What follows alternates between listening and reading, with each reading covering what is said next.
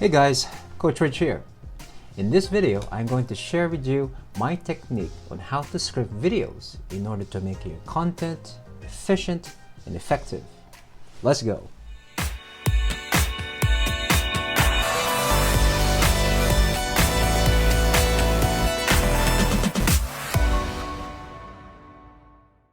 Welcome to Richmond Language Academy, where we discuss and learn culture, communication, and personal development.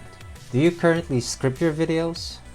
Let me know in the comments, and make sure to watch until the end because I have a little tip for you that will help you make your scripts much easier. You want to know a secret? Even though I've been teaching English for 18 years and I have uploaded more than 100 videos on YouTube, I still script everything. I do this for two reasons.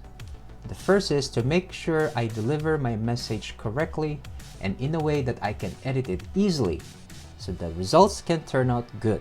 The second reason is so I don't have to remember everything. So how do you script a video after you've done your research?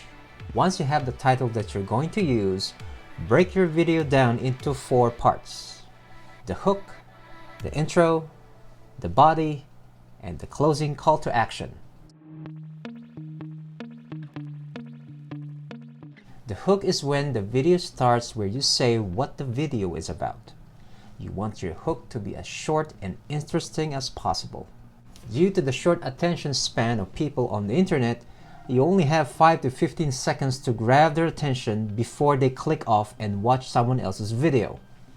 So make sure your hook is interesting. As an example, when I started this video, I said, "Hey guys, Coach Rich here. In this video, I'm going to share with you my technique on how to script videos in order to make your content efficient and effective. Let's go." What I did there is I told you exactly what this video is about, and I tried to make it sound as interesting as I could so that you would say, since I'm interested in learning about writing scripts for YouTube videos, why not listen to what this guy has to say? In other words, you are hooked, which got you to this point in the video right now. The purpose of the hook is to let people know why they should stay and watch your video.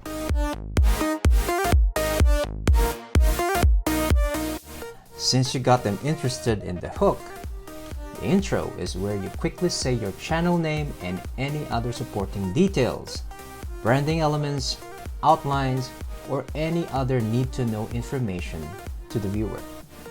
Please note, however, that an intro is not always required. Of course, you can just go directly to the body of your content, but an intro is a great place for all of your branding elements and to reinforce your hook in order to confirm and let people know that they are in the right place and they're going to get the information that they're looking for. The body of the video is where you give the bulk of your information. If you're making videos about your product or your business, this is where you share all that information. It's the most important part of your video because it's the part that your viewer actually came to watch. It will also help your user engagement if somewhere at the end of your intro or the beginning of the body of your video that you add a call to action of some kind. For example, in this video I said, "Do you currently script your videos?" Let me know in the comments. Now, what I did there is I didn't just say, "Hey guys, leave a comment." What I did is I asked a question. Because if you ask a question, people are more likely to answer because you are guiding the viewer into a comment. You can use your style for doing this. At the end of all your videos, you want to include the closing call to action. A call to action is simply telling your viewers what you want them to do next.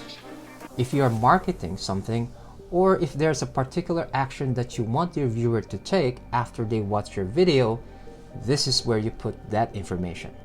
For example, near the end of this video, I'm going to tell you, if you find this video helpful, please like and share this to anyone who needs it. Now, the reason you want to do this at the end of your video is because people naturally forget. A lot of people, including myself, sometimes that after watching a video, we don't do anything, and YouTube will autoplay the next video from another channel. When that happened, because the person didn't tell me to subscribe, they didn't remind me to do it, I didn't think about it. I was engaged or I was caught up in their video. It doesn't hurt to remind people. So this concludes our video on how to script your content. As promised, here's the tip. If you want to easily write scripts in English, I recommend using this free app called Grammarly. It will not just correct your misspelled words and grammatical errors automatically, but also suggest better words to use depending on your audience. I put the link down in the description box for your convenience. Also, if you find this video helpful, please like and share this to anyone who needs it. I look forward to sharing the next useful content with you. Thank you, and see you next time.